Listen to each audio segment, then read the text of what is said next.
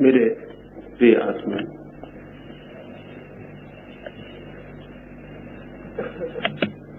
एक सम्राट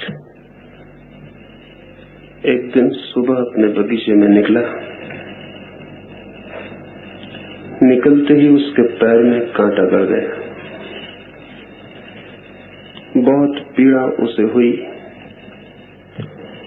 और उसने सारे साम्राज्य में जितने भी विचारशील लोग थे उन्हें राजधानी आमंत्रित किया और उन लोगों से कहा, ऐसी कोई आयोजना करो कि मेरे पैर में कांटा न गड़ पाए।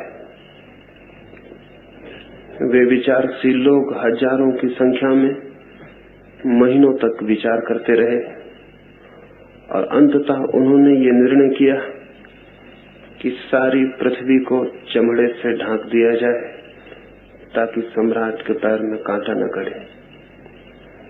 ये खबर पूरे राज्य में फैल गई। किसान घबरा उठे। अगर सारी जमीन चमड़े से ढक दी गई तो अनाज कैसे पैदा होगा। सारे लोग घबरा उठे। राजा के पैर में कांटा न गड़े, कहीं इसके पहले सारी मनुष्य जाति की हत्या तो नहीं कर दी जाएगी, क्योंकि सारी जमीन ढक जाएगी तो जीवन असंभव हो जाए। लाखों लोगों ने राजमहल के द्वार पर प्रार्थना की और राजा को कहा, ऐसा न करें, कोई और उपाय खोजें। विद्वान फिर बुलाए गए और उन्होंने कहा, तब दूसरा उपाय यह है कि पृथ्वी से सारी धूल अलग कर दी जाए, कांटे अलग कर दिए जाएं ताकि आपको कोई तकलीफ न हो। कांटों की सफाई का आयोजन हुआ। लाखों मजदूर राजधानी के आसपास झाड़ुएं लेकर रास्तों को, पथों को, खेतों को कांटों से मुक्त करने लगे। धूल के बवंडर उठे, आकाश धूल से भर गया। लाखों लोग सफाई कर रहे थे। एक भी कांटे को पृथ्वी पर बचने नहीं देना था। धूल नहीं बचने देनी थी ताकि राजा को कोई तकलीफ ना हो, उसके कपड़े भी खराब ना हो, कांटे भी ना गड़े। हजारों लोग बीमार पड़ गए, इतनी धूल उड़ी। कुछ लोग बेहोश हो गए क्योंकि 24 घंटा अखंड धूल उड़ाने का क्रम चलता था। धूल वापस बैठ जाती थी, इसलिए क्रम बंद भी नहीं किया जा सकता था। सारी प्रजा में घबराहट फैल गई। लोगों ने राजा से प्रार्थना की, ये क्या पागलपन हो रहा है। इतनी धूल उठा दी गई है कि हमारा जीना दूभर हो गया, सांस लेना मुश्किल है। कृपा करके ये धूल के बादल वापस बिठाए जाएं, कोई और रास्ता खोजा जाए। फिर हजारों मजदूरों को कहा गया कि वे जाके पानी भरें और सारी पृथ्वी को सींचें। नदी और तालाब सूख गए। लाखों भिश्तियों ने सारी राजधानी को, राजधानी के आसपास की भूमि को पानी से सींचा। कीचड़ मच गई, गरीबों के झोपड़े बह गए, बहुत मुसीबत खड़ी हो गई। फिर राजा से प्रार्थना की गई कि ये क्या हो रहा है, क्या आप हमें जीने न देंगे? क्या आपके पैर में कांटा लगता है तो हम सबका जीवन मुश्किल हो जाएगा? कोई और सरल रास्ता खोजें। और तभी एक बूढ़े आदमी ने आके राजा को कहा, मैं ये जूता आपके लिए बना लाया हूँ, इसे पहन ले, कांटा फिर आपको न गड़ेगा और हमारा जीवन भी बच जाएगा। राजा हैरान हुआ, इतना सरल उपाय भी हो सकता था क्या? पैर ढके देखकर वो चकित हो गया। क्या कोई इतना बुद्धिमान मनुष्य भी था जितने इतनी सरलता से बात हल कर दी जिसे लाखों विद्वान हल न कर सके? करोड़ों रुपया खर्च हुआ, हजारों लोग परेशान हुए। इतनी सरल बात थी और सारे पंडित, सारे विद्वान क्रोध और ईर्ष्या से भर गए। ये बूढ़ा आदमी खतरनाक था। इस सब के प्रति, इस बूढ़े आदमी के प्रति उन सब के मन में तीव्र रोष भर गया। उन्होंने कहा, जरूर इस आदमी को शैतान ने ही सहायता दी होगी, क्योंकि हम इतने विचारशील लोग नहीं खोज पाए जो बात इसने खोज ली है। जरूर इसमें कोई खतरा है। राजा को उन्होंने समझाया, ये जूता खतरनाक सिद्ध होगा। शैतान का हाथ इसमें होना चाहिए, क्योंकि हमारी सारी बुद्धिमत्ता जो नहीं खोज सकी, ये बूढ़ा आदमी कैसे खोज लेगा। राजा को उन्होंने भड़काया, समझाया, राजा भयभीत हो गया। उस बूढ़े आदमी को सूली दे दी गई। वो पहला समझदार आदमी सूली पे चढ़ा, और उसके बाद जितने लोगों ने ये सलाह दी है कि कृपा करें, पृथ्वी को परेशान न करें, अपने पैर ढक लें, उन सभी को सूली दी जाती रही। शायद इसीलिए वो पहला क्रांतिकारी व्यक्ति जिसने जूते की इजाद की थी, उसके वंशज आज भी अपमानित हैं, आज भी चमार का कोई आदर नहीं। शायद पंडितों का ही हाथ होगा इसमें। इस कहानी से इन 3 दिनों की चर्चा को मैं शुरू करना चाहता हूँ, इस वजह से कि सारी दुनिया में सभी मनुष्यों का एक ही प्रश्न है। दुख के कांटे जीवन को पीड़ित किए रहते हैं, अशांति के कांटे, चिंता के कांटे, अज्ञान और अंधकार के कांटे गड़ते हैं, और कोई उपाय समझ में नहीं आता कि इनसे कैसे बचा जाए। और सभी लोग बुद्धिमानों की, तथाकथित बुद्धिमानों की सलाह मानकर सारी पृथ्वी को ढकने की आयोजना में लग जाते हैं, अपने को छोड़कर, अपने को भूलकर। अपने पैर को ढकने की सीधी सी युक्ति किसी की भी समझ में नहीं आती। इतनी सीधी युक्ति है, लेकिन इस जमीन पर 10-5 ही ऐसे लोग हुए हैं जिन्होंने अपने पैर ढके हों।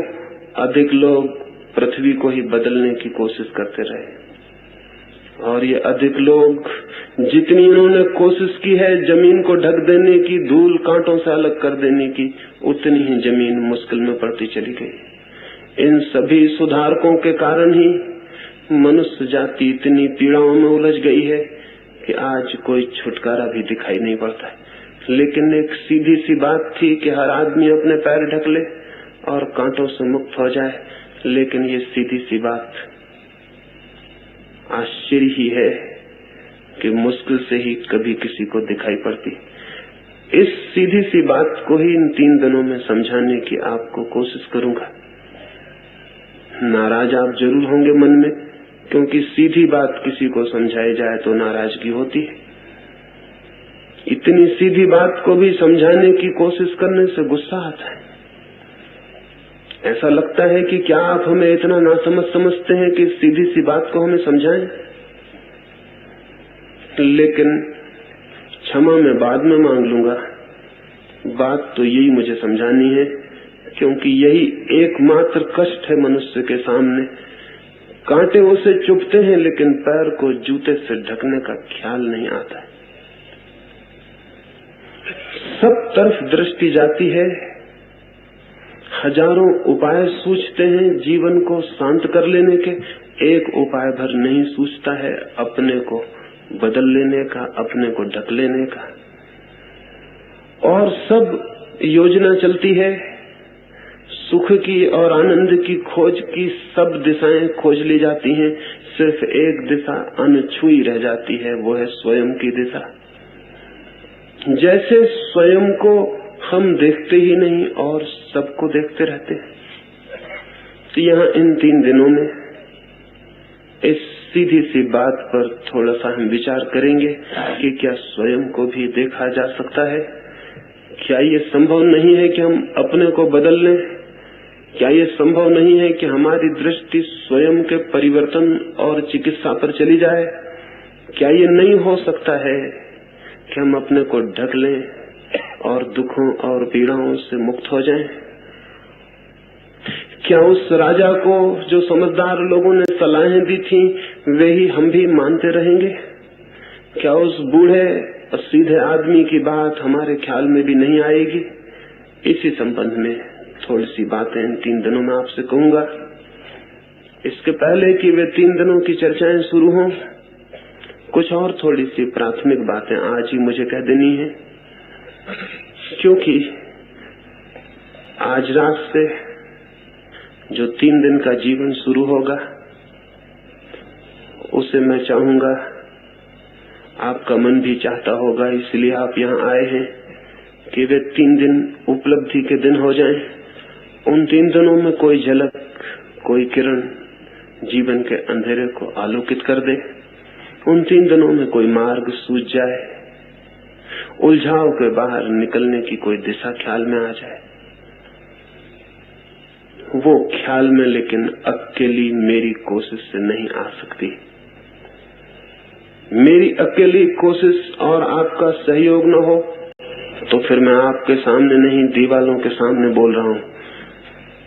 आपके सहयोग से ही आप दीवाल नहीं रह जाते, सचेतन व्यक्ति बन जाते। एक फकीर हिंदुस्तान से चीन गया था कोई 1400 वर्ष पहले। बड़ा प्यारा आदमी रहा होगा। अगर वो यहाँ मेरी जगह होता तो आपकी तरफ मुंह करके न बोलता, वो आपकी तरफ पीठ करके बोलता। वो जब भी किसी से बोलता तो पीठ उसकी तरफ करता था और मुंह दीवाल की तरफ। लोग हैरान थे। चीन का सम्राट उससे मिलने आया और जब उसने पीठ की और दीवाल की तरफ मुंह करके बात करने लगा तो उसने कहा, ये क्या पागलपन है, आप मुझसे बात करते हैं और दीवाल की तरफ मुंह किए हैं। उस फकीर ने कहा, अब तक मुझे ऐसा आदमी नहीं मिला जो दीवाल न हो। कोई सहयोग ही नहीं करता तो उससे बोलने का प्रयोजन भी क्या है। सिर्फ भ्रम होता है कि हम बोल रहे हैं, सुनने वाला मौजूद ही नहीं होता है। तो 3 दिनों में आप किस भांति सहयोग कर सकेंगे, उस संबंध में कुछ 3 सूत्र आज मुझे आपसे कह देने। उन 3 सूत्रों के आधार पर ही आपका सहयोग, आपका कोऑपरेशन मिल सकता है।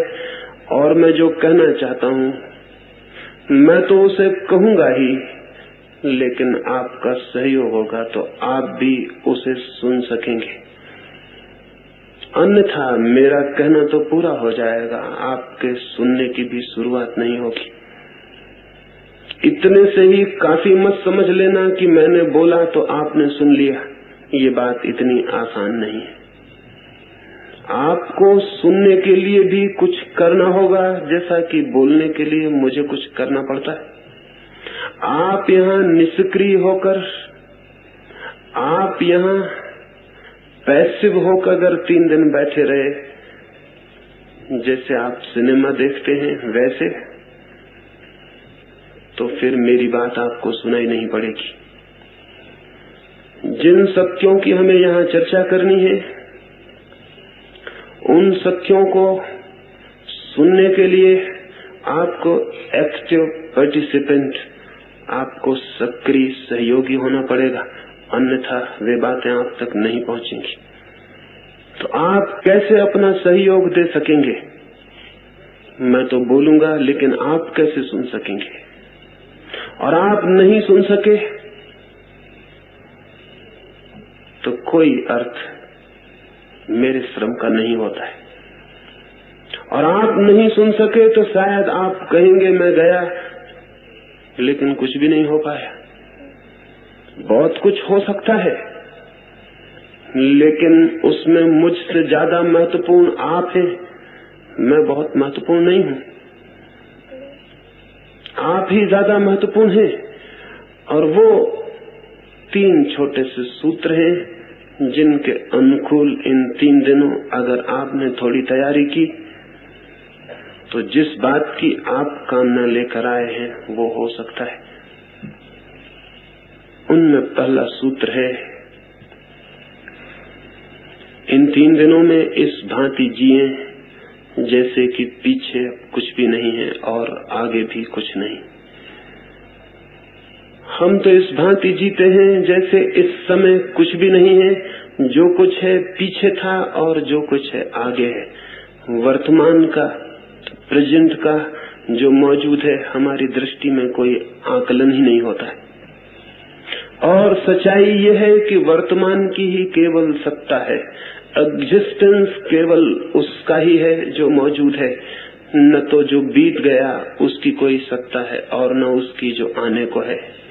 लेकिन या तो हम पीछे की तरफ देखते हुए जीते हैं या आगे की तरफ। या तो अतीत की चिंता हमारे मन में होती है या भविष्य की कल्पना, लेकिन वर्तमान का कोई बोध नहीं होता है। और वर्तमान का बोध न हो तो न तो आप जी सकते हैं, न सुन सकते हैं, न समझ सकते हैं, और न सत्य को जानने का द्वार खुल सकता है। हमारा चित्त निरंतर की आदत के कारण या तो पीछे की स्मृतियों में खोया रहता है, जिनकी अब कोई जगह नहीं रह गई जमीन पर, पृथ्वी पर, सत्ता में, जिनके कोई चिन्ह नहीं रह गए सिवाय हमारी मेमोरी, हमारी स्मृति को छोड़कर। और या फिर हम भविष्य की ऊहापोह में, कल्पना में आने वाले कल के इरादे और विचारों में खोए रहते हैं। ये दोनों ही तरह के लोग कभी भी सत्य को नहीं जान सकते, क्योंकि सत्य है वर्तमान में, इस क्षण में, अभी और यहाँ, और हम अभी और यहाँ कभी भी नहीं होते। हम कहीं पीछे या कहीं आगे होते। बुद्ध 12 वर्षों के बाद अपने गांव वापस लौटे थे। उनके पिता बुद्ध का स्वागत करने गांव के बाहर गए, लेकिन मन में उनके बहुत क्रोध था। 12 वर्ष पहले ये लड़का घर द्वार छोड़कर भाग गया था, उसकी पीड़ा थी, दुख था। जाके उन्होंने बुद्ध से कहा, तू अभी वापस लौटा, मेरे द्वार खुले हैं, बहुत चोट बहुत दुख तूने मुझे पहुंचाया, लेकिन आखिर मैं पिता हूँ, पिता का प्रेम, मैं अपने दरवाजे बंद नहीं कर सकता, तुझे क्षमा कर दूंगा, तू वापस आ जा। बुद्ध ने क्या कहा पता है? बुद्ध ने कहा, मैं निवेदन करूंगा, कृपा करके आप एक बार मुझे देखें जो मैं हूँ, जो 12 साल पहले आपके घर से गया था, वो अब कहीं भी नहीं है। मैं दूसरा ही होकर लौटा हूँ, मैं बिल्कुल नया हूँ, और आप मुझे देख ही नहीं रहे, क्योंकि आपकी आंखों में 12 वर्ष पहले का चित्र ही मौजूद है। आप उसी से बातें कर रहे हैं जो 12 साल पहले था। गंगा में बहुत पानी बह गया 12 वर्षों में, मुझ में भी बहुत पानी बह गया 12 वर्षों में, मैं बिल्कुल दूसरा आदमी होकर लौटा हूं। लेकिन बुद्ध के पिता की आंखें तो क्रोध से भरी थी। वे कहने लगे, मैं और तुझे नहीं जानूंगा, मैंने जिसने तुझे पैदा किया और जन्म दिया। मुझे तू शिक्षा देगा, मुझे तू समझाएगा। बुद्ध ने कहा, परमात्मा करे किसी दिन आपके ख्याल में आए कि जिसको आपने पैदा किया था वो अब कहाँ है। मैं निवेदन करता हूँ, एक बार मुझे देखें जो मैं हूँ। पता नहीं बुद्ध के पिता देख पाए या नहीं, हम भी नहीं देख पाते, हम भी पीछे पीछे अटके रह जाते हैं। और जिंदगी रोज बदल जाती है, जिंदगी रोज बदल जाती है, प्रतिपल सब कुछ बदल जाता है, और हम पीछे ही उलझे रह जाते। इसलिए जीवन से हमारा संस्पर्श नहीं हो पाता, और या फिर हम आगे के ऊहापोह में और कल्पना में खो जाते। मैंने सुना है एक आदमी एक ट्रेन में न्यूयॉर्क की तरफ सफर कर रहा था। एक बीच के स्टेशन पर एक युवक भी सवार हुआ। उस युवक के हाथ के बस्ते को देखकर लगता था वो किसी इंश्योरेंस का एजेंट होगा। उस बूढ़े आदमी के पास वो बैठा, फिर थोड़ी देर बाद उसने पूछा कि क्या वहां से आप बता सकेंगे आपकी घड़ी में कितना बजा हुआ है? वो बूढ़ा थोड़ी देर चुप रहा और उसने कहा, क्षमा करें, मैं न बता सकूंगा। उस युवक ने कहा, क्या आपके पास घड़ी नहीं है? उस बूढ़े ने कहा, घड़ी तो जरूर है, लेकिन मैं थोड़ा आगे का भी विचार कर लेता हूँ, तभी कुछ करता हूँ। अभी तुम पूछोगे कितना बजा है और मैं घड़ी में बताऊंगा कितना बजा है, हम दोनों के बीच बातचीत शुरू हो जाएगी। फिर तुम पूछोगे आप कहाँ जा रहे हैं? मैं कहूंगा न्यूयॉर्क जा रहा हूँ, तुम कहोगे मैं भी जा रहा हूँ। आप किस मोहल्ले में रहते हैं? तो मैं अपना मोहल्ला बताऊंगा। संकोच बस मुझे कहना पड़ेगा, अगर कभी वहां आए तो मेरे घर भी आना, मेरी जवान लड़की। तुम घर आओगे, निश्चित ही उसके प्रति आकर्षित हो जाओगे। तुम उससे कहोगे कि चित्र देखने चलती हो, वो जरूर राजी हो जाएगी। और ये मामला यहाँ तक बढ़ेगा कि एक दिन मुझे विचार करना पड़ेगा कि बीमा एजेंट से अपनी लड़की की शादी करनी या नहीं करनी, और मुझे बीमा एजेंट बिल्कुल भी पसंद नहीं आते। इसलिए कृपा करो मुझसे तुम घड़ी का समय मत पूछो। इस आदमी पर जरूर हमें हंसी आ सकती, लेकिन हम सब इसी तरह के आदमी हैं। हमारा चित्त प्रतिपल वर्तमान से छिटक जाता है और भविष्य में उतर जाता है, और भविष्य के संबंध में आप कुछ भी सोचें सभी ऐसा ही फिजूल और व्यर्थ है, क्योंकि भविष्य है नहीं। जो भी आप सोचेंगे सभी कल्पना, सभी इमेजिनेशन। जो भी आप सोचेंगे वो इसी तरह का झूठा और व्यर्थ है, जैसे इस आदमी का इस छोटी सी बात से कि घड़ी में कितना बजा है इतनी लंबी यात्रा पर कूद जाना। इसका चित्त हम सब का चित्त है। हम सब प्रतिपल खड़े होते नहीं वर्तमान पर, भविष्य में कूद जाते हैं या अतीत में कूद जाते हैं। लेकिन जो क्षण मौजूद होता है उसमें हम मौजूद नहीं हो पाते, और उसकी ही सत्ता है, वही वास्तविक है। अतीत और भविष्य, इन दोनों के बंधनों में मनुष्य की चेतना वर्तमान से अपरिचित रह जाती है। अतीत और भविष्य दोनों मनुष्य की ईजादें हैं।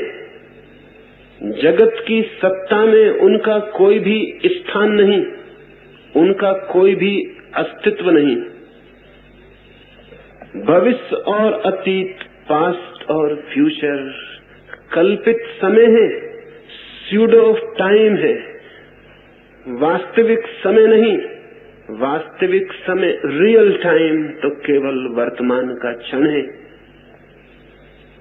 वर्तमान के इस क्षण में जो जीता है वो सत्य तक पहुंच सकता है, क्योंकि वर्तमान का क्षण ही द्वार है।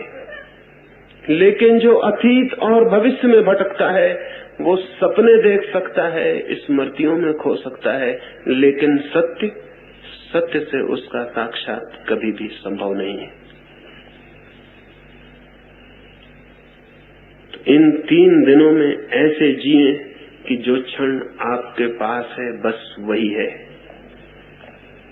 दूसरा क्षण मनुष्य के हाथ में होता भी नहीं।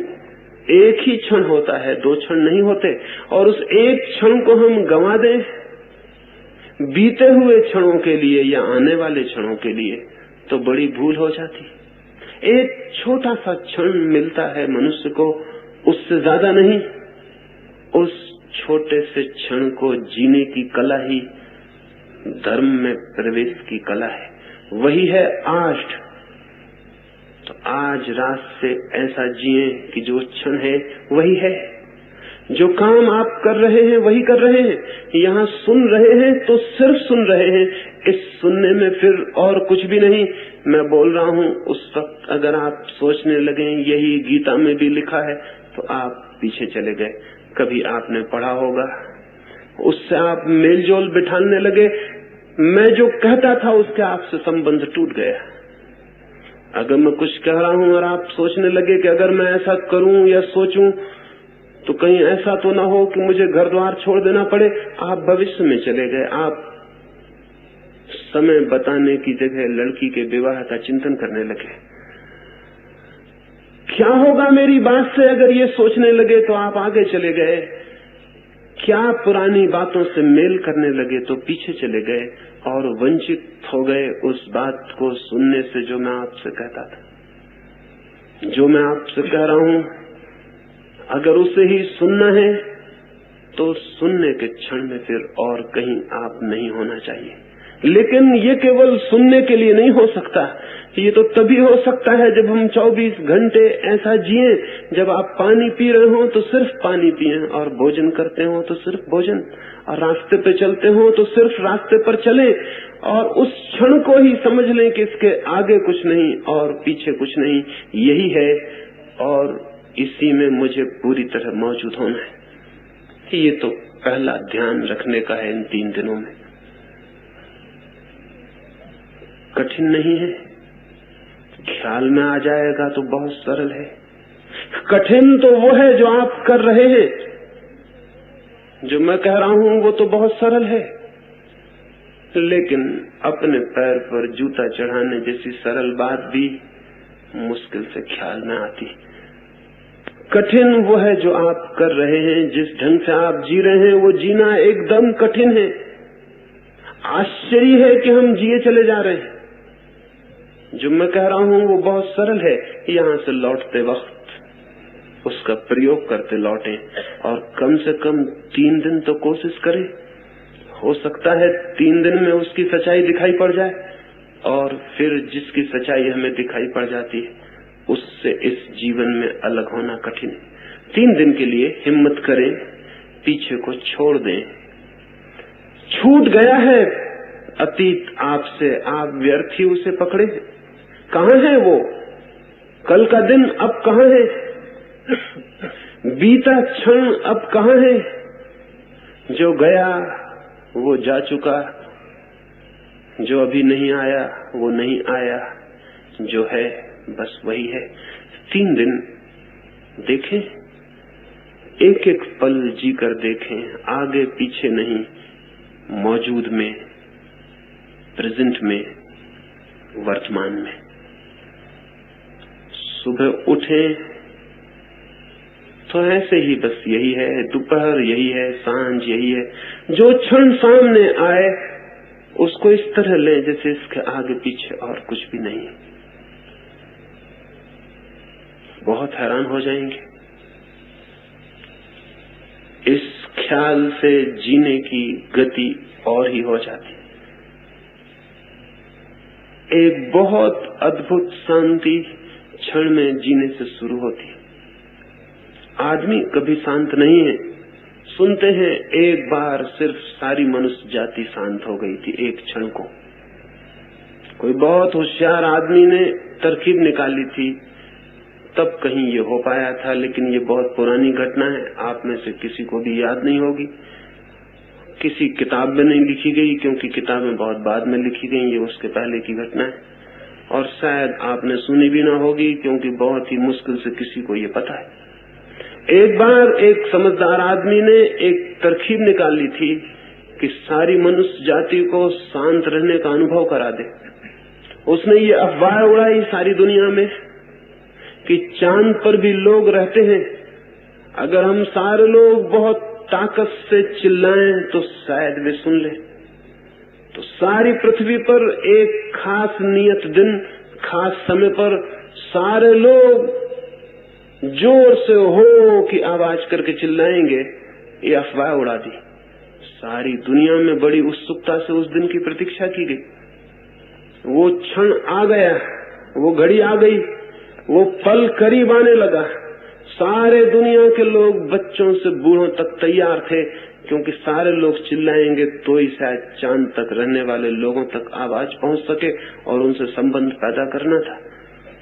ठीक क्षण भी आ गया, लेकिन कोई भी नहीं चिल्लाया, क्योंकि हर एक सोचता था कि मैं चुप रह जाऊं तो इतनी बड़ी आवाज सुनने का मौका फिर दोबारा आने वाला नहीं।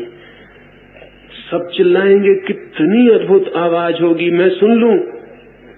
और एक के न चिल्लाने से क्या फर्क पड़ेगा। दुनिया में कोई भी नहीं चिल्लाया, और वो एक क्षण टोटल साइलेंस का क्षण था, क्योंकि सभी प्रतीक्षा कर रहे थे। कोई भी पीछे के ख्याल में नहीं था, आगे के ख्याल में नहीं था। इसी वक्त एक घटना घट रही थी कि सारी दुनिया में सारे लोग चिल्लाएंगे हो, और इस आवाज को हम सुन ले। उस क्षण उस अद्भुत होशियार आदमी ने बड़ी तरकीब का काम किया था। फिर बहुत समय से ऐसा कोई काम नहीं हुआ, और आदमी की जिंदगी में कोई शांति का क्षण नहीं। उस वक्त सारे लोग हैरान रह गए थे। उस पल के बीच जाने पर लोगों को पता चला था कितनी गहरी शांति संभव है, क्योंकि उस क्षण कोई पास्ट नहीं था, कोई फ्यूचर नहीं था। एक उसी पल में घटना घटने वाली थी। जरा चूक गए तो चूक गए। तो सारे लोग सचेत, और प्रत्येक आदमी ने सोचा था मैं सुन लूं। सुना सबने, आवाज नहीं सुनी, शांति सुनी। आवाज तो हुई ही नहीं, लेकिन साइलेंस सुनी। देखें कल से एक एक पल में थोड़ा खड़े होकर, हो सकता है वो शांति आप भी सुन सके, और वो सुन ले तो आपकी जिंदगी दूसरी हो जाती।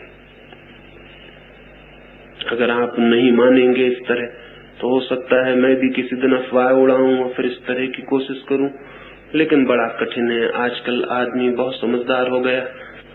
पुराने दिन की बात है, लोग राजी हो गए होंगे चिल्लाने को, अब तो शायद ही कोई चिल्लाने को राजी भी हो,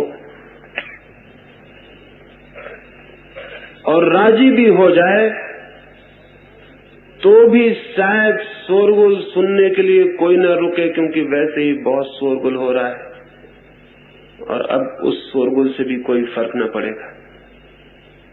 ये तो पहला सूत्र है, पल पल मोमेंट टू मोमेंट जीने का। दूसरा सूत्र, हम निरंतर एक अजीब बीमारी से ग्रसित हैं, और वो बीमारी है अत्यधिक व्यस्त होने की, ऑक्युपाइड होने की। हर आदमी ऐसा लग रहा है जैसे बहुत भारी काम में उलझा हुआ है। शायद काम कुछ भी नहीं है, लेकिन आदत अत्यधिक काम में उलझे होने की हमने खड़ी कर ली। हर आदमी भाग रहा है, दौड़ रहा है, और इस भांति संलग्न है जैसे सारे जगत का भार उसके ऊपर है। इतना व्यस्त मालूम हो रहा है, और ये व्यस्तता, ये जो ऑक्युपाइड माइंड है, ये दिन रात व्यस्त होना, इसके कारण चित्त निरंतर क्षीण होता चला जाता है।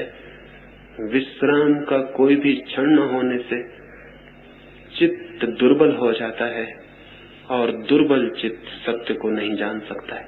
सत्य को जानने के लिए शक्ति से परिपूर्ण, बहता हुआ, भरा हुआ चित्त चाहिए, और ऐसा चित्त तभी हो सकता है जब आप अव्यस्त होने की थोड़ी सामर्थ्य पैदा कर ले।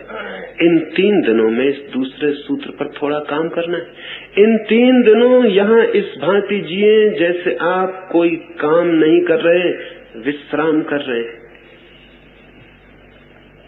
कभी आपने देखा आकाश में सांझ को चीलें आकाश से उतरती हैं, तब उनको देखा वे परों को फैलाकर अत्यंत विश्राम में हवा पे डोलती हुई धीरे धीरे उतरती आती। कभी ख्याल किया? कभी चीलों के पर देखे तुले हुए? न तो पंखे हिल रहे हैं, न वे हवाओं में तैरने की कोशिश कर रही हैं, उन्होंने सिर्फ पंख छोड़ दिए हैं और हवाओं पे सवार हो गई हैं। हवाएं उन्हें धीरे धीरे नीचे उतारती ला रही हैं। सारी प्रकृति इसी भांति विश्राम में जी रही है, सिर्फ मनुष्य को छोड़कर। मनुष्य अति तनाव में है, और उसे ख्याल भी नहीं है कि इतना तना हुआ होना, इतना व्यस्त, इतना उलझा हुआ होना ही उसे वंचित कर रहा है किसी सत्य को, किसी आनंद को जानने से। इन 3 दिनों में अत्यंत शांत और अव्यस्त, जैसे आप कोई काम नहीं कर रहे हैं, विश्राम कर रहे हैं।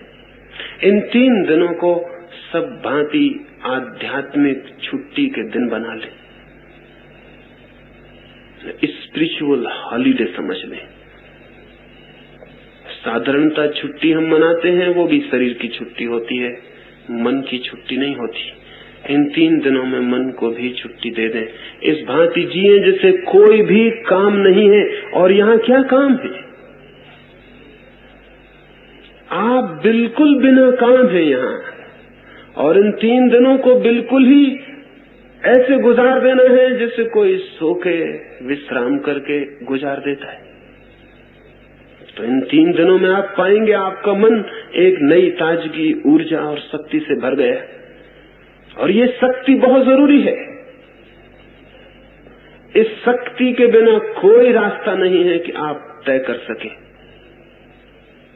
लेकिन अव्यस्त होना जरूरी है। कोई ऑक्युपाइड चित्त की दशा न हो। लेकिन हम तो, एक आदमी को मैं देखता था रोज सांझ वो घूमने जाते थे, लेकिन घूमने भी वो ऐसे जाते थे इतनी तेजी से कि जैसे किसी युद्ध पर जा रहे हैं। तो मैंने उन्हें टोका और मैंने कहा कि आप किसी लड़ाई पर जाते हैं रोज? उन्होंने कहा लड़ाई पर? मैं तो घूमने जाता हूँ। तो मैंने कहा लेकिन जाते आप ऐसे हैं, इतने तने हुए, इतने खिंचे हुए, इतने परेशान, इतने भागे हुए, जैसे कहीं पहुंचना हो। कहाँ पहुंचने के लिए जाते?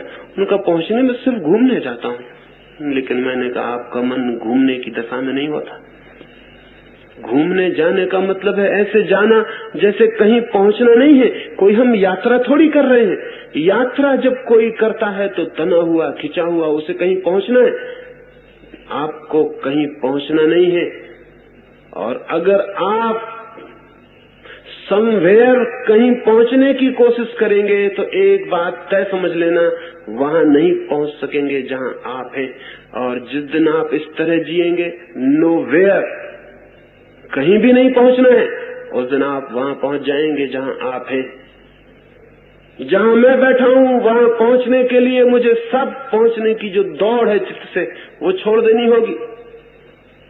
तो इन 3 दिनों में ऐसी कोशिश न करें कि आप ध्यान सीख रहे हैं, आप ऐसी कोशिश न करें कि सत्य को खोज रहे हैं, ऐसी कोशिश न करें कि परमात्मा के दर्शन करने हैं। अगर ये कोशिश आपके भीतर रही तो आप शांति नहीं हो सकेंगे। दर्शन तो बहुत दूर है। आप शांति नहीं हो सकेंगे, सत्य तो बहुत दूर है। आप शांति नहीं हो सकेंगे, परमात्मा की यात्रा फिर नहीं हो सकती। परमात्मा की यात्रा बड़ी अजीब है। परमात्मा की यात्रा वही करता है, वही कर सकता है जो सब यात्रा छोड़ देता है। इतना शांत हो जाता है कि उसे कहीं भी नहीं पहुंचना है। एक फकीर था,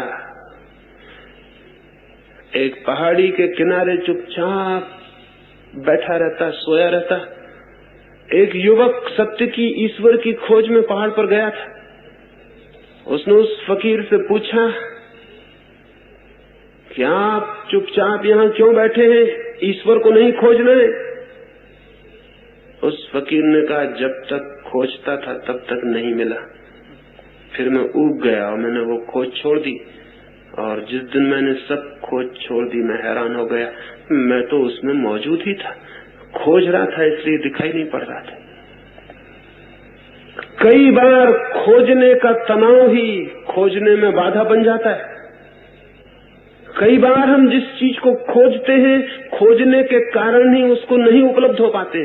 कभी ख्याल किया आपने, किसी आदमी का नाम खो गया है आपके मन में और आप खोजने को लगे हुए हैं, खोजते हैं और परेशान हो जाते हैं, सिर ठोक लेते हैं कि बिल्कुल जवान तक आता है लेकिन आता नहीं, पता नहीं चलता कहाँ गया, कैसे खो गया। मालूम है मुझे, ये भी मालूम है कि मुझे मालूम है, भीतर आता है पर न मालूम कहाँ अटक जाता है। फिर आप खोज छोड़ देते हैं, फिर आप अपनी बगिया में गड्ढा खोद रहे हैं, या अपने कुत्ते के साथ खेल रहे हैं, या अपने बच्चे से गपशप कर रहे हैं और एकदम आप हैरान हो जाते हैं, वो नाम मौजूद हो गया, वो आ गया है। और तब आप समझ भी नहीं पाते कि ये कैसे आ गया। आप खोजते थे, खोजने की तनाव की वजह से मन अशांत हो गया, अशांत होने की वजह से उसे रास्ता नहीं मिलता था आने का, वो अटका रह गया पीछे। आप शांत हो जाओ तो वो आ जाए, आप अशांत हो तो वो आए कहां से, द्वार कहां मिले, रास्ता कहां मिले। भीतर परमात्मा निरंतर आप तक आने की कोशिश कर रहा है, लेकिन आप इतने व्यस्त हैं कि आपकी इस व्यस्तता में बाधा देने जैसी अशिष्टता परमात्मा न करेगा। वो आपको परेशान नहीं करेगा, जब आप शांत हो जाएं तो आ जाएगा। वो उन मेहमानों में से नहीं है कि आप कुछ भी कर रहे हो और वो आ जाए। जब देखेगा कि आप तैयार हैं तो वो तो हमेशा मौजूद है। भीतर कोई हमारे रास्ता खोज रहा है, लेकिन हम इतने सतह पर इतने व्यस्त हैं, इतनी लहरों से भरे हैं कि उसे रास्ता नहीं मिलता है। कृपा करें, रास्ता दें। आपको परमात्मा को नहीं खोजना है, परमात्मा आपको ही खोज रहा है। आप इतनी ही कृपा करें कि रास्ता दे दें। आप बीच में न खड़े हो अपने और परमात्मा के, तो सारी बात हल हो जाती। लेकिन शायद हमें इसका ख्याल नहीं है। इन 3 दिनों में इस ख्याल पर थोड़ा सा ध्यान ले जाएं। 3 दिन इस तरह जिए कि आपको कोई भी काम नहीं है, और आश्रमों में और संतों, साधुओं और महात्माओं के पास आप जाते होंगे, उस भांति मेरे पास ना आए। वे आपको काम सिखाते हैं। वे सिखाते हैं प्रार्थना करो, पूजा करो, नाम जपो, गीता पढ़ो, ये करो वो करो, बहुत जोर से करो। जितना ज्यादा करोगे, 1000 दफे नाम जपोगे तो 1,00,000 दफे जपोगे तो और फायदा है, 1 करोड़ दफे जपोगे तो और फायदा है। 1 दफे गीता पढ़ोगे तो कम, 1000 दफे पढ़ोगे तो और ज्यादा। 1 उपवास करोगे तो कम, 1000 कर लोगे तो बहुत ज्यादा। वे आपको कोई काम सिखाते हैं, वे आपको किसी काम में लगाते हैं। मैं आपको कोई काम सिखाने को यहाँ नहीं हूँ। मैं तो चाहता हूँ कि आप थोड़ी देर को बेकाम हो जाएं, आपके मन में तन में कोई काम न रह जाए, तो शायद उस काम से रहित चित्त की अनऑक्युपाइड स्थिति में, अव्यस्त स्थिति में कुछ फलित हो जाए, कुछ घटित हो जाए। तो दूसरा सूत्र इन 3 दिनों के लिए, व्यस्तता न दिखाएं। यहाँ कोई फिक्र नहीं, अगर मेरी एक चर्चा में ना आ पाए तो कोई हर्जा नहीं हुआ जाने वाला। कोई फिक्र नहीं, अगर ध्यान को वक्त पर न पहुंच पाए, कोई हर्जा नहीं हुआ जाने वाला। लेकिन इतनी शांति से जिए इन 3 दिनों में कि आप कोई काम में नहीं लगे हैं, मौज में, एक आनंद में यहाँ हैं। यहाँ कोई साधना करने आए हैं तो साधना की हमारी धारणा ही कुछ अजीब है। उसमें तो जो जितना बड़ा साधक है उतना ही तन के और चुस्त बैठा रहता है, उतना ही तनाव से भरा रहता है। ऐसी साधना यहाँ नहीं है। मैं तो साधना ही इसको कहता हूँ कि आप सब तरह से उपराम को, विश्रांति को, एकदम चित्त के तल पर सब तरह के काम से छुटकारा पा जाए। 3 दिन इस तरह का, इस तरफ ध्यान देना का आपसे निवेदन है। और जैसे ही आप थोड़े से विश्राम में रहना जान पाएंगे, आप हैरान हो जाएंगे। यहाँ इतने दरख्त हैं, इतने पक्षी बोलते हैं, चुपचाप उनके पास, दरख्तों के पास जाके बैठ जाएं, लेट जाएं, कुछ न करें। 3 दिनों में ज्यादा समय कुछ न करें और देखें कि उस ना करने से कुछ हो सकता है क्या। अब तक जिन्होंने भी जीवन की गहराइयां जानी हैं, वे ही लोग हैं जिन्होंने किन्हीं ना करने के क्षणों में परमात्मा से संबंध जोड़ लिया है। लाओ से कहा करता था, कुछ करना हो तो संसार की तरफ जाओ, कुछ ना करना हो तो परमात्मा की तरफ। मैं ये नहीं कह रहा हूं कि आप अपनी दुकानें बंद कर देंगे, नौकरियां छोड़ देंगे, अपने काम धंधे बंद कर देंगे, वो मैं नहीं कह रहा हूं। मैं तो सिर्फ इतना निवेदन कर रहा हूं, इन 3 दिनों में आप इस एटीट्यूड में, इस दृष्टि में जीने का थोड़ा प्रयोग करें। फिर आप पाएंगे कि बिल्कुल चित्त के तल पर बिना काम रहकर भी बाहर के तल पर काम किया जा सकता है, और तब काम योग बन जाता है। भीतर अकर्म हो, भीतर चित्त पर कोई भी कर्म की भागदौड़ न हो, और बाहर जीवन पूरा सक्रिय हो, तो जीवन योग हो जाता है। और अकर्म हो भीतर, तो कर्म बाहर अपने आप कुशल हो जाता है। दूसरा सूत्र और तीसरा सूत्र अंतिम, वो है सचेत होकर 3 दिन जीने की। सचेत होकर, कभी किसी बिल्ली को चूहा पकड़ते देखा होगा, शायद ख्याल न किया हो, क्योंकि अगर हम जीवन के चारों तरफ ख्याल कर लें तो छोटी छोटी बातों में जीवन के सारे संदेश मौजूद हैं। लेकिन बिल्ली को कौन गुरु बनाना चाहेगा? न तो बिल्ली भगवा वस्त्र पहनती है, न टीका लगाती है, न त्याग करती है, न बिल्ली कोई तीर्थंकर है, न कोई अवतार है। बिल्ली से कौन सीखने जाएगा?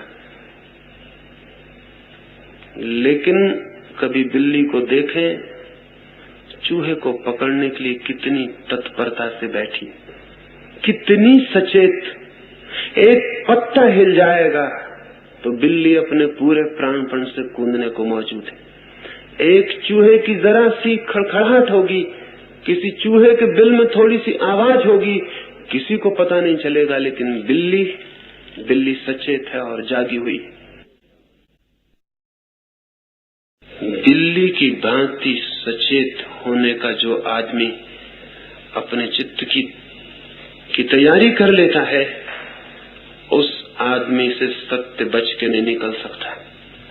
बिल्ली से चूहा बच के निकल भी जाए, लेकिन सचेत मनुष्य से सत्य बच के नहीं निकल सकता। इतनी सचेतना चाहिए, लेकिन हम तो सोए सोए जीते। रास्ते पर निकल जाते हैं, न तो हमें वृक्ष दिखाई पड़ते, न उन पर बैठे हुए पक्षी हमें सुनाई पड़ते, न आकाश में उगा हुआ चांद हमें दिखाई पड़ता। हमें कुछ भी दिखाई नहीं पड़ता। हम तो जैसे सोए हुए चले जा रहे हैं।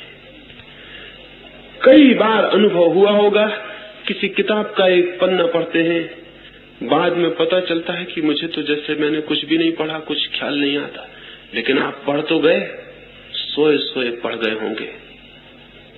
कभी ख्याल आता है, कोई आदमी कोई बात करता है और चूक जाती है, बाद में हमें ख्याल आता है सुनी तो थी, लेकिन कुछ ख्याल नहीं पड़ता, सोए सोए सुनी होगी। केवल 24 घंटे में मुश्किल से कोई क्षण होता होगा जब हम जाग के जिंदगी को थोड़ा बहुत अनुभव करते हो, अन्यथा हम सोए सोए चलते। एक शिक्षक था, युवकों को दरख्तों पे चढ़ना सिखाता था। एक युवक को सिखा रहा था, एक राजकुमार सीखने आया हुआ था। राजकुमार चढ़ गया था ऊपर की चोटी तक, वृक्ष की ऊपर के शाखाओं तक, फिर उतर रहा था। वो बूढ़ा चुपचाप दरख्त के नीचे बैठा हुआ देख रहा था। कोई 10 फीट नीचे से रह गया होगा युवक, तब वो बूढ़ा खड़ा हुआ और चिल्लाया, सावधान बेटे, सावधान होकर उतरना, होश से उतरना। वो युवक बहुत हैरान हुआ। उसने सोचा, या तो ये बूढ़ा पागल है। जब मैं 100 फीट ऊपर था और जहां से गिरता तो जीवन के बचने की संभावना न थी, जब मैं बिल्कुल ऊपर की चोटी पर था तब तो ये कुछ भी नहीं बोला, चुपचाप आंख बंद किए वृक्ष के नीचे बैठा रहा। और अब जबकि मैं नीचे ही पहुंच गया हूं, कोई खतरा नहीं है, तो पागल चिल्ला रहा है, सावधान सावधान। नीचे उतर कर उसने कहा कि मैं हैरान हूं, जब मैं ऊपर था तब तो आपने कुछ भी नहीं कहा, जब डेंजर था, खतरा था, और जब मैं नीचे आ गया जहां कोई खतरा न था। उस बूढ़े ने कहा, मेरे जीवन भर का अनुभव ये है कि जहां कोई खतरा नहीं होता वहीं आदमी सो जाता है, और सोते ही खतरा शुरू हो जाता है। ऊपर कोई खतरा न था, क्योंकि खतरा था और उसकी वजह से तुम जागे हुए थे, सचेत थे, तुम गिर नहीं सकते थे। मैंने आज तक ऊपर की चोटी से किसी को गिरते नहीं देखा। कितने लोगों को मैं सिखा चुका, जब भी कोई गिरता है तो 10-15 फीट नीचे उतर के या चढ़ते में गिरता है, क्योंकि वहां वो निश्चिंत हो जाता है। निश्चिंत होते ही सो जाता है, सोते ही खतरा मौजूद हो जाता है। जहां खतरा मौजूद है वहां खतरा मौजूद नहीं होता, क्योंकि वो सचेत होता है। जहां खतरा नहीं है वहां खतरा मौजूद हो जाता है, क्योंकि वो सो जाता है। मनुष्य सभी पक्षियों से ज्यादा सो गया है, क्योंकि जीवन में उसने सभी पक्षियों पशुओं से ज्यादा सिक्योरिटी सुविधा जुटा ली। कोई पशु पक्षी इतना सोया हुआ नहीं जितना आदमी। देखें किसी कौवे को आपके घर के पास बैठा हुआ है, जरा आप आंख भी हिलाएं और कौवा अपने पर फैला देगा। आंख हिलाएं, आप जरा हाथ हिलाएं और कौवा तैयार है, सचेत है। जानवरों को भागते हुए देखें, दौड़ते हुए देखें, उनको खड़े हुए देखें, वे सचेत हैं। आदमी ने एक तरह की सिक्योरिटी, एक तरह की सुरक्षा अपने चारों तरफ खड़ी कर ली है, और उस सुरक्षा की वजह से वो आराम से सो गया है। और सच्चाई ये है कि सब सिक्योरिटी झूठी है, क्योंकि मौत इतनी बड़ी असलियत है कि हमारी सब सुरक्षा झूठी ही सिद्ध होती है। कोई सुरक्षा हमारी सच्ची नहीं है। लेकिन एक फॉल्स, एक मिथ्या ख्याल हमने पैदा कर लिया कि हम सुरक्षित हैं। सुरक्षित कोई भी मनुष्य नहीं है। जीवन असुरक्षा है, इनसिक्योरिटी है, कौन सी चीज सुरक्षित है? आपकी पत्नी सुरक्षित है? क्या आप सोचते हैं कल भी वो आपको प्रेम देगी? आपके बच्चे सुरक्षित हैं कि आप सोचते हैं वो बड़े होने पर आपको आदर देंगे? आपके मित्र सुरक्षित हैं कि वे कल शत्रु नहीं हो जाएंगे? आप खुद किन अर्थों में सुरक्षित हैं? आपकी मौत आपकी सब सुरक्षा को दो कौड़ी का सिद्ध कर देने को है। एक आदमी ने एक महल बनवाया था, उसमें एक ही दरवाजा रखा था कि कोई शत्रु घर के भीतर न घुस सके। दरवाजे पर सख्त पहरा रखा था। फिर पड़ोस का राजा उसके महल को देखने आया।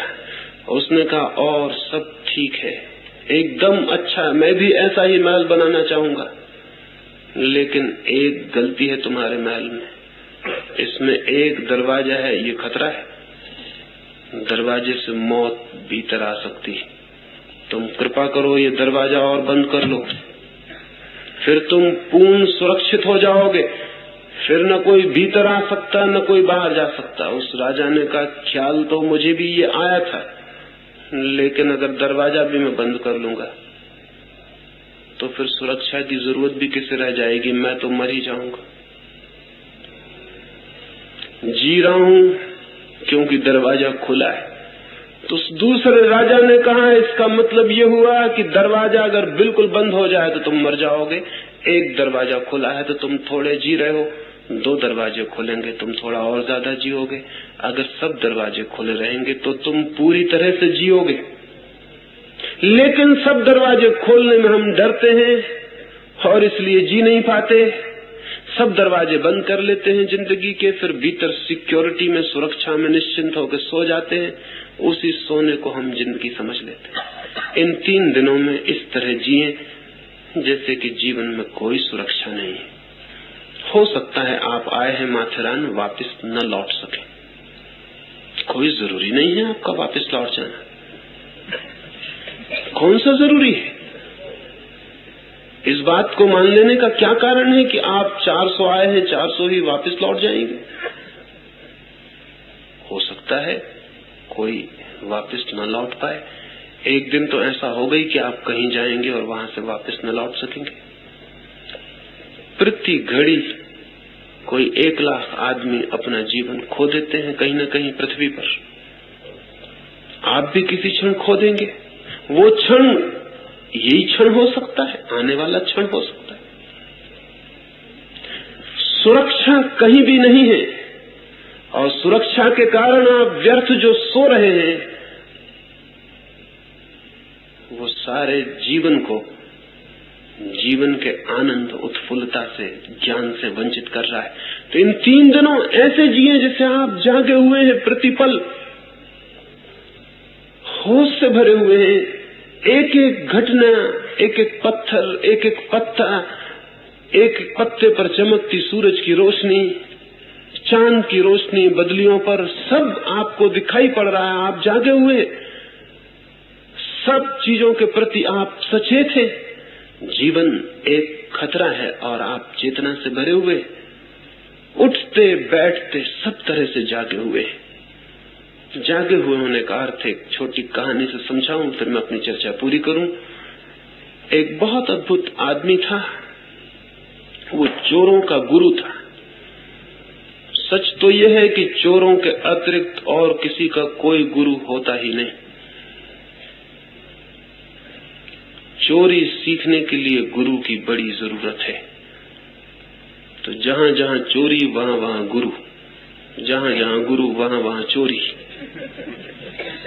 चोरों का गुरु था, मास्टर थीफ था।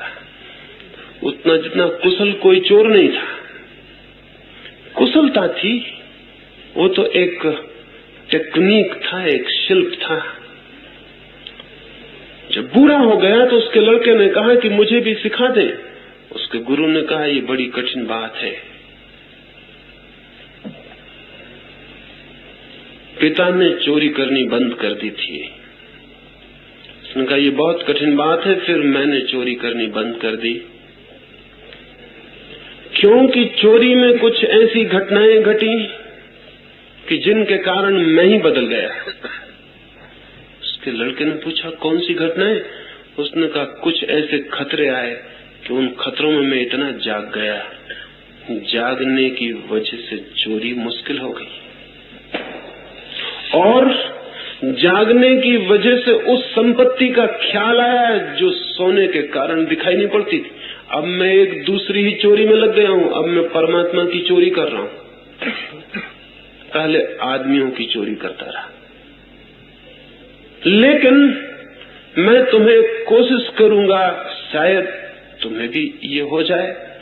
चाहता तो यही हूं कि तुम आदमियों के चोर मत बनो, परमात्मा के ही चोर बनो, लेकिन शुरुआत आदमियों की चोरी से कर देने में भी कोई हर्जा नहीं। ऐसे हर आदमी ही आदमी की ही चोरी से शुरुआत करता है। हर आदमी के हाथ दूसरे आदमी की जेब में पड़े होते हैं। जमीन पर दो ही तरह के चोर हैं, आदमियों से चुराने वाले और परमात्मा से चुरा लेने वाले। परमात्मा से चुरा लेने वाले तो बहुत कम हैं जिनके हाथ परमात्मा की जेब में चले जाएं, लेकिन आदमियों की तो हाथ में सारे लोग एक दूसरे की जेब में डाले ही रहते हैं, और खुद के दोनों हाथ दूसरे की जेब में डाल देते हैं तो दूसरों के उनकी जेब में हाथ डालने की सुविधा हो जाती है। स्वाभाविक, क्योंकि अपनी जेब की रक्षा करें तो दूसरे की जेब से निकाल नहीं सकते, दूसरे की जेब से निकालें तो अपनी जेब असुरक्षित छूट जाती, उसमें दूसरे निकालते हैं। एक म्यूचुअल, एक पारस्परिक चोरी सारी दुनिया में चल रही। उसने कहा कि लेकिन चाहता हूं कि कभी तुम परमात्मा के चोर बन सको, तुम्हें मैं ले चलूंगा। दूसरे दिन वो अपने युवा लड़के को लेकर राजमहल में चोरी के लिए गया। उसने जाके आहिस्ता से दीवार की ईंटें सरकाई। लड़का थर थर कांप रहा है खड़ा हुआ। आधी रात है, राजमहल है, संतरी द्वारों पर खड़े हैं, और वो इतनी शांति से ईंटें निकाल के रख रहा है कि जैसे अपना घर हो। लड़का थर थर कांप रहा है, लेकिन बूढ़े बाप के बूढ़े हाथ बड़े कुशल है। उसने आहिस्ता से ईंटें निकाल के रख दी। उसने लड़के से कहा, कपो मत, साहूकारों को कपना शोभा देता है, चोरों को नहीं। ये काम नहीं चल सकेगा। अगर कपोगे तो क्या चोरी करोगे? कंपन बंद करो। देखो मेरे बूढ़े हाथ भी कपते नहीं। सेंध लगा के बूढ़ा बाप भीतर हुआ। उसके पीछे उसने अपने लड़के को भी बुलाया। वे महल के अंदर पहुंच गए। उसने कई ताले खोले और महल के बीच के कक्ष में भी पहुंच गए। कक्ष में एक बहुत बड़ी बहुमूल्य कपड़ों की अलमारी थी। अलमारी को बूढ़े ने खोला। लड़के से कहा, भीतर घुस जाओ और जो भी कीमती कपड़े हो बाहर निकाल लो। लड़का भीतर गया। बूढ़े बाप ने दरवाजा बंद करके ताला बंद कर दिया। जोर से सामान पटका और चिल्लाया, चोर, और सैन से निकल के घर के बाहर हो गया। सारा महल जग गया और लड़के के प्राण आप सोच सकते हैं किस स्थिति में नहीं पहुंच गए होंगे। ये कल्पना भी न की थी कि बाप ऐसा दुष्ट हो सकता है, लेकिन सिखाते समय सभी माँ बाप को दुष्ट शायद होना पड़ता है। लेकिन एक बात हो गई, ताला बंद कर गया है बाप, कोई उपाय नहीं छोड़ गया बचने का। चिल्ला गया है, महल के संतरी जाग गए, नौकर चाकर भाग गए हैं, प्रकाश जल गए हैं, लालटेनें घूमने लगी हैं, चोर की खोज हो रही। चोर जरूर मकान के भीतर है, दरवाजे खुले पड़े हैं, दीवार में छेद है। फिर एक नौकरानी मोमबत्ती लिए हुए उस कमरे में भी आ गई है जहां वो बंद है, और वो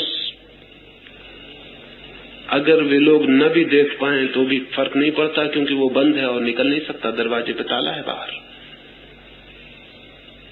लेकिन कुछ हुआ। अगर आप उस जगह होते तो क्या होता? आज रात सोते वक्त जरा ख्याल करना कि उस जगह अगर मैं होता, उस लड़के की जगह, तो क्या होता। क्या उस वक्त आप विचार कर सकते थे? विचार करने की कोई गुंजाइश ही नहीं थी। उस वक्त आप क्या सोचते? सोचने का कोई मौका नहीं था। उस वक्त आप क्या करते? कुछ भी करने का उपाय नहीं था। द्वार बंद, बाहर ताला लगा हुआ है, संतरी अंदर घुस आए हैं, नौकर भीतर खड़े हैं, घर भर में खोजबीन की जा रही। आप क्या करते? उस लड़के के पास करने को कुछ भी नहीं था। न करने के कारण वो बिल्कुल शांत हो गया। उस लड़के के पास सोचने को कुछ नहीं था, सोचने का कोई जगह नहीं थी, गुंजाइश नहीं थी, सो जाने का मौका नहीं था, क्योंकि खतरा बहुत बड़ा था, जिंदगी मुश्किल में थी। वो एकदम अलर्ट हो गया। ऐसी अलर्टनेस, ऐसी सचेतता, ऐसी सावधानी उसने जीवन में कभी देखी नहीं थी, ऐसे खतरे को नहीं देखा था। और उस सावधानी में कुछ होना शुरू हुआ, उस सचेतना के कारण कुछ होना शुरू हुआ जो वो नहीं कर रहा था, लेकिन हुआ। उसने कुछ अपने नाखून से दरवाजा खरोचा, नौकरानी पास से निकलती थी। उसने सोचा शायद चूहा या कोई बिल्ली कपड़ों की अलमारी में अंदर है। उसने ताला खोला, मोमबत्ती लेके भीतर झांका। उस युवक ने मोमबत्ती बुझा दी। बुझाई ये कहना केवल भाषा की बात है, मोमबत्ती बुझा दी गई, क्योंकि युवक ने सोचा नहीं था कि मैं मोमबत्ती बुझा दूं। मोमबत्ती दिखाई पड़ी, युवक शांत खड़ा था, सचेत। मोमबत्ती बुझा दी, नौकरानी को धक्का दिया, अंधेरा था, भागा। नौकर उसके पीछे भागे, दीवार से बाहर निकला, जितनी ताकत से भाग सकता था भाग रहा था। भाग रहा था कहना गलत है, क्योंकि भागने का कोई उपक्रम, कोई चेष्टा, कोई एफर्ट वो नहीं कर रहा था, बस पा रहा था कि मैं भाग रहा हूं। और फिर पीछे लोग लगे थे। वो एक कुएं के पास पहुंचा, उसने एक पत्थर को उठा के कुएं में पटका। नौकरों ने कुएं को घेर लिया। वे समझे कि चोर कुएं में कूद गया है। वो एक दरख्त के पीछे खड़ा, फिर आहिस्ता से अपने घर पहुंचा। जाके देखा उसका पिता कंबल ओढ़े सो रहा था। उसने कंबल झटके से खोला और कहा कि आप यहाँ सो रहे हैं मुझे मुश्किल में फंसा के। उसने कहा बात मत करो, तुम आ गए, बात खत्म हो गई। कैसे आए तुम खुद ही सोच लेना, कैसे आए तुम वापस। उसने कहा मुझे पता नहीं कि मैं कैसे आया हूं, लेकिन कुछ बातें घटी। मैंने जिंदगी में ऐसी अलर्टनेस, ऐसी ताजगी, ऐसा होश कभी देखा नहीं था। और आउट ऑफ दैट अलर्टनेस, उस सचेतता के भीतर से फिर कुछ होना शुरू हुआ जिसको मैं नहीं कह सकता कि मैंने किया। मैं बाहर आ गया हूं। उस बूढ़े ने कहा अब दोबारा भीतर जाने का इरादा है। उस युवक ने कहा उस सचेतना में, उस अवेयरनेस में जिस आनंद का अनुभव हुआ है, अब मैं चाहता हूं मैं भी परमात्मा का चोर हो जाऊं। अब आदमियों की संपदा में मुझे भी कोई रस दिखाई नहीं पड़ता, क्योंकि उस सचेतना में मैंने अपने भीतर जो संपदा देखी है वह संसार में कहीं भी नहीं। तो मैं परमात्मा के चोर होना आपको सिखाना चाहता हूं, लेकिन उसके पहले इन 3 सूत्रों पर इन 3 दिनों में अगर आप सहयोग देंगे तो इसमें कोई बहुत आश्चर्य नहीं है कि जाते वक्त आप अपने सामान में परमात्मा की भी थोड़ी सी संपदा ले जाते हुए अपने आप को अनुभव करें। वो संपत्ति सब जगह मौजूद है, लेकिन कोई हिम्मतवर चोर आता ही नहीं कि उस संपत्ति को चुराए और अपने घर ले जाए। परमात्मा करे आप भी एक मास्टर थीप हो सके, एक कुशल चोर हो सके उस बड़ी संपदा को चुराने में।